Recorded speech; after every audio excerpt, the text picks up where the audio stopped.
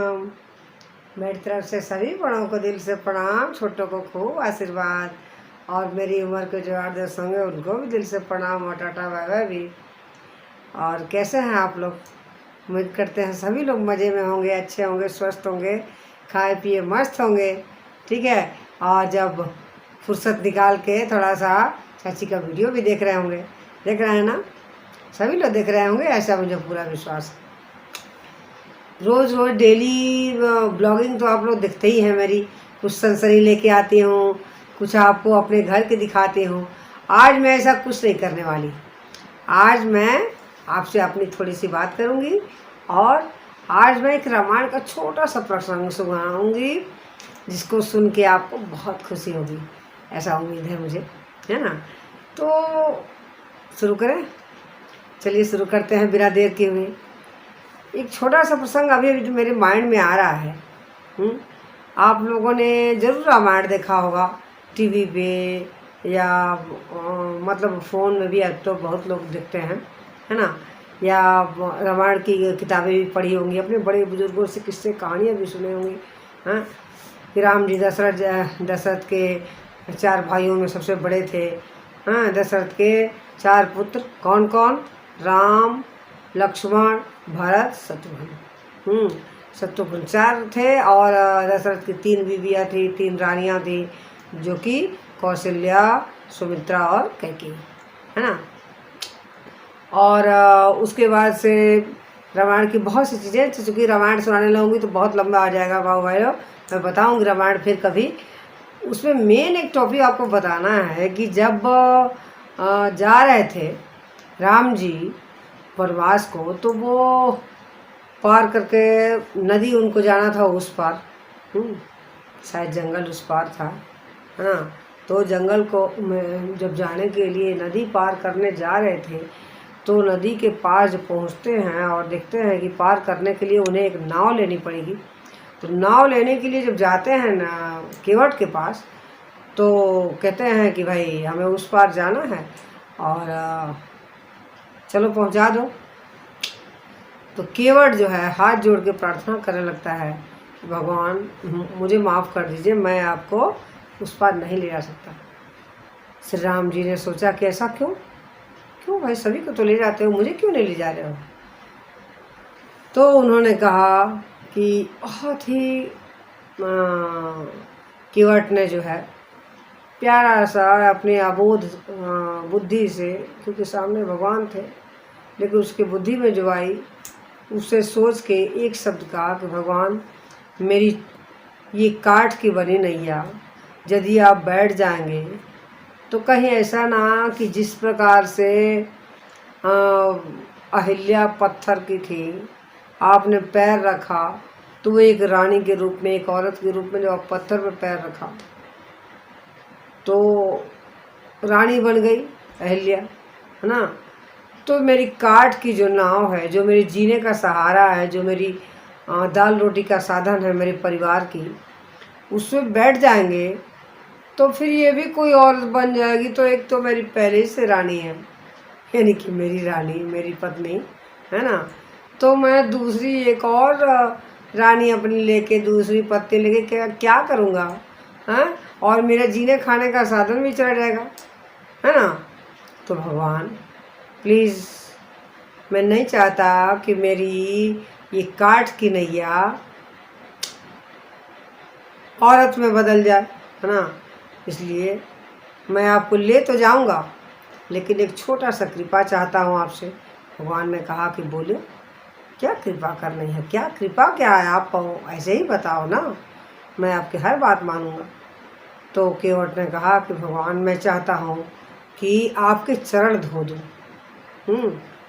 भगवान, आप लोग पूजा करते होंगे, यदि जानते होंगे, भगवान को चरणों में ही दूध या जल चढ़ाया जाता है, उनका चरणों को धोला जाता है, और वही चरणामृत के रूप में हम लोग जो हैं प्रसाद ग्रहण करते हैं। सत्यनारायण भगवान की पूजा हो या कोई भी है, चरणामृत में आप लोग देखे होंगे, है ना? तो वो चरणों को धुलना, वो भगवान का धुलना, यानी कि उनके चरणामृत हुआ ना। तो उन्होंने कहा कि मैं आपके चरण पखारना चाहता हूँ। बस मुझे इतना छोटा सा एक मेरा इच्छा पूरा कर दीजिए, मैं आपको ले चलूँगा। तो भगवान ने कहा ऐसी बात है, थोड़ा सा मुस्कुराए। इन बातों को सुन के उनके साथ जो थे उनके छोटे भाई लक्ष्मण, उनको थोड़ा सा गुस्सा आया, बुरा लगा, करे ये सब क्या फालतू बातें कर रहा है केवट, और आप भगवान है सुने जा रहे हैं। तो उन्होंने मंद मंद मुस्कुराते हुए भगवान ने कहा कि अरे कोई बात नहीं, यदि इनकी इच्छा ऐसे ही है तो क्या इसमें हमारा हर्ज है। माता सीता ने भी कहा कि ठीक है। तो उन्होंने केवट ने प्रभु श्री राम के पैरों को पहले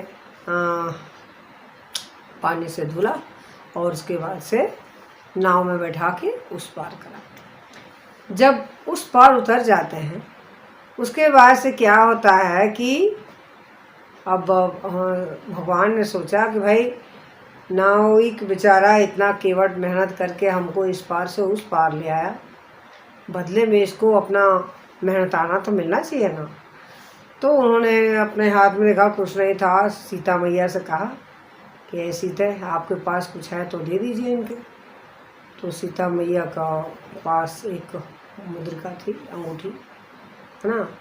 उन्होंने कहा कि आप मेरी अंगूठी ले लीजिए।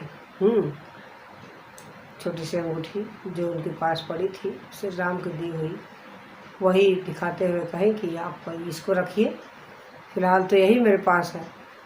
तो उन्होंने कहा कि केवट भावुक हो गया और कहा माँ मुझसे क्या भूल हो गई कि आपने ऐसे कहा। भगवान से फिर कहा कि भगवान हम लोग तो एक ही समान हैं, यानी कि हम लोग तो एक ही काम करते हैं।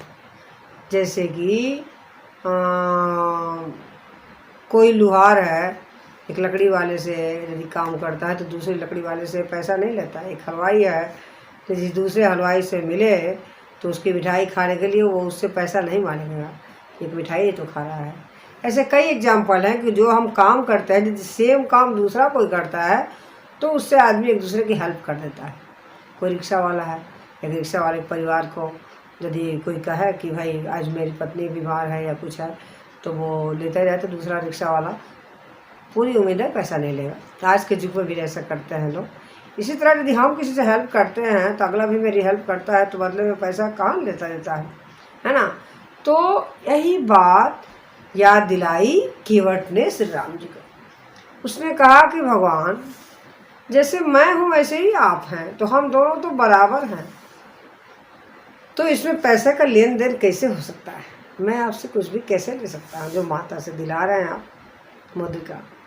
इस पर फिर से चौंके थोड़ा सा। प्रभु तो सब जानते थे, प्रभु को तो सब कुछ पता था, वो तो अंतर्यामी है ना, उन्हें तो सब ज्ञात होता है। लेकिन फिर भी थोड़ा सा चौंकने वाले अंदाज से और उनके मुंह से निकलवाना चाहते थे केवट से। इसीलिए उन्होंने मंद मंद मुस्कुराते हुए कहा कि अरे भाई हम और आप एक जैसे कैसे हो गए हैं?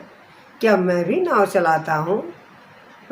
क्या मैं भी आपकी काठ की तरह नाव लिए हुआ हूँ और इस पार उस पार करता हूँ क्या? फिर हम एक समान कैसे हो गए? इस पे बहुत ही अच्छा जवाब दिया केवट ने। पता है क्या जवाब दिया? केवट ने कहा कि प्रभु मैं तो इस काठ की नाव को इस नदिया के इस पार से उस पार ले जा रहा हूँ, परंतु आप तो प्रभु हैं, आप तो इस पालनहार हैं, इस भवसागर को पार करने वाले हैं। हम मनुष्य जो इस मृत्यु लोक के भवसागर में भटक रहे हैं, विशाल सागर में जो भटक रहे हैं, इससे पार तो आप ही लगाते हैं ना। तो आप उस भवसागर को पार करने वाले हैं। मैं भले इस भवसागर को पार करने वाला हूँ, लेकिन काम तो दोनों का पार उतारना ही है। तो हुए ना हम दोनों बराबर। इस पे चौंकते हुए सीता माता और लक्ष्मण जी दोनों हंस पड़ते हैं और प्रभु श्री राम तो मुस्कुरा के ही रह जाते हैं। तो इस तरह से इस कहानी को इतना ही के लिए आज के लिए छोड़ देते हैं। वीडियो बहुत लंबी हो जाएगी, इसके आगे ज़रूर बताएंगे। तो पाओ भाई लोग कहना सिर्फ यही था कि हमें सीख उस केवट से लेनी चाहिए। ये दुनिया रंग बिरंगी है, सारी चीज़ें लेन देन करते हैं जो भी हम, कुल मिला के ये समझना चाहिए कि प्रभु श्री राम ही पार घाट लगाने वाले हैं इस दुनिया को, इस मोह माया के संसार से, है ना। तो इस संसार से पार घाट लगाने के लिए क्या करना होगा? हम सबको निश्चल निष्पाप उस कीवट की तरह बनना होगा जिसने कोई भी मुद्दा लिए हुए या कोई भी निस्वार्थ भाव से अपना वो किया, अपना धर्म निभाया। उसी तरह हमें भी इस मृत्यु लोक से, है ना, इस कलयुग में भी हम चाह के भी अच्छा नहीं बन सकते हैं, किसी से अच्छा बहुत उम्मीद नहीं कर सकते हैं, लेकिन खुद को अच्छा बनने की कोशिश तो कर सकते हैं, है ना। तो हम सबसे अच्छे से बोलें, अच्छे से रहें, प्रेम से रहें, प्रेम बांटें, खुशियाँ लें, बस यही जीवन है और यही जीवन को लेके जाना है, किसी की अपनी यादें छोड़ के और किसी के सहारे, है ना। क्योंकि कहा जाता है ना कि खाली हाथ आए हैं और खाली हाथ ही जाना है। ठीक है, बच्चों के समझ में कम आएगी, इसके लिए माफ़ी चाहती हूँ, लेकिन बड़े हो जिनको समझ में आया है, प्रेम से बाबू भाई लोग आप अपने घर में बच्चों को समझाइए, इसके आगे की कहानी सुनाइए, और नहीं सुना पा रहे होंगे तो मुझे कमेंट में बताइए, मैं छोटा छोटा करके आपको बताती रहूँगी, रामायण बता दूँगी। ये सब तो उम्र के हिसाब से चाची को तो सब दिमाग में घुस गया है। हमारे यहाँ तो रामचरित का मानस का पाठ भी समय समय में होता रहता है, और मुझे चौपाइयाँ बोलनी भी अच्छी लगती है। चलिए एक दो चौपाई सुना के दिखाती हूँ आपको, ठीक है। तो चलिए अपना ख्याल रखिए, मिलते हैं फिर, ओके बाय। जय श्री राम, जय जय श्री राम, जय श्री राम।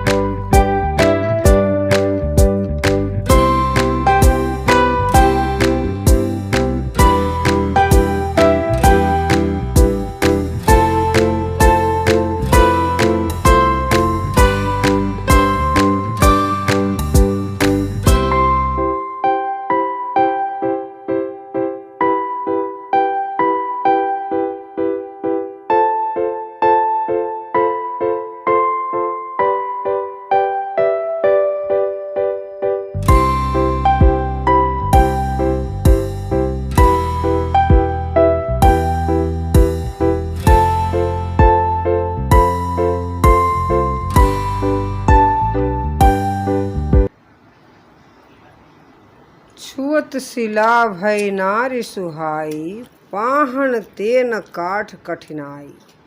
तरनऊ मुनिधरनी होई जाई, बाट परई मोरी नाव उड़ाई।